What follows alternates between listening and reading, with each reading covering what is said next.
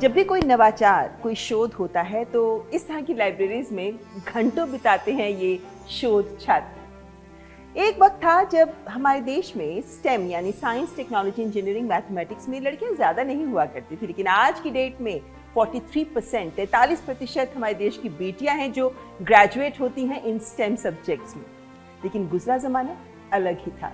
उस वक्त बहुत कम महिलाएं आती थी इन विज्ञान के क्षेत्र में, जिनमें एक नाम आता है डॉक्टर शुभा वेंकटेश अयंगर का।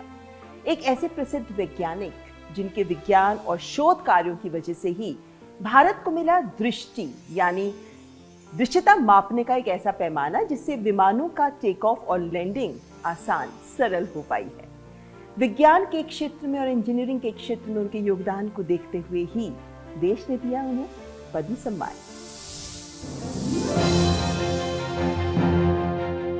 सपने बड़े और संकल्प अटल होने चाहिए। कुछ लोग ऐसे भी होते हैं जो विज्ञान के माध्यम से आसमान को छूने के सिर्फ सपने ही नहीं देखते, बल्कि उसे हासिल करने का संकल्प ले लेते हैं और कर दिखाते हैं। वे विज्ञान को केवल प्रयोगशालाओं तक सीमित नहीं रखते, बल्कि उसे राष्ट्र निर्माण की शक्ति बना देते हैं।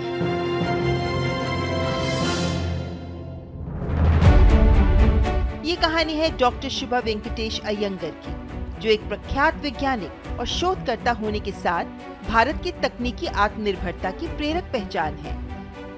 बेंगलुरु से अपनी शैक्षणिक यात्रा शुरू कर उन्होंने भौतिकी में उत्कृष्ट उपलब्धियां हासिल की और 1974 में राष्ट्रीय एरोस्पेस प्रयोगशाला से जुड़कर देश की वैज्ञानिक प्रगति में योगदान दिया।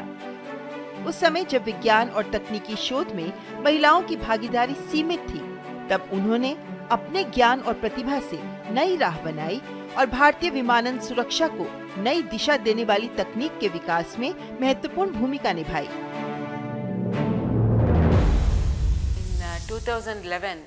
2011 में भारतीय मौसम विज्ञान विभाग ने हमें एक सिस्टम विकसित करने की जिम्मेदारी दी।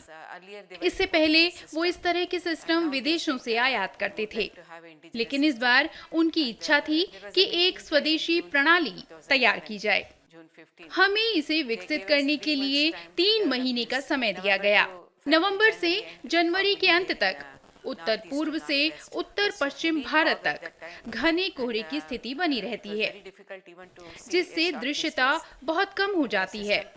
ऐसे चुनौतीपूर्ण समय में हमारे सिस्टम ने सटीक पूर्वानुमान दिए और पायलट्स को रनवे पर दृश्यता से जुड़ा महत्वपूर्ण डेटा उपलब्ध कराया। इसी की मदद से सभी विमान सुरक्षित रूप से लैंड कर सके। 26 दिसंबर को हमारे इस सिस्टम को अंतर्राष्ट्रीय स्तर का प्रमाणन भी मिल गया। इस तरह ये पूरी तरह स्वदेशी प्रणाली साबित हुई, जो आयातित सिस्टम की तुलना में कहीं ज्यादा किफायती और प्रभावी है। Very cost effective compared to imported system. उन्होंने दृष्टि नामक भारत की पहली स्वदेशी रनवे विजिबिलिटी मापने वाली प्रणाली के विकास का नेतृत्व किया। कोहरा, धुंध और खराब मौसम हवाई उड़ानों के लिए बड़ी चुनौती रहे हैं, लेकिन दृष्टि ने कम दृश्यता में पायलटों को सटीक जानकारी और समय पर चेतावनी देना संभव बनाया। इस तकनीक से सुरक्षित लैंडिंग और टेक ऑफ में बड़ी मदद मिली और देश की हवाई सुरक्षा व्यवस्था मजबूत हुई।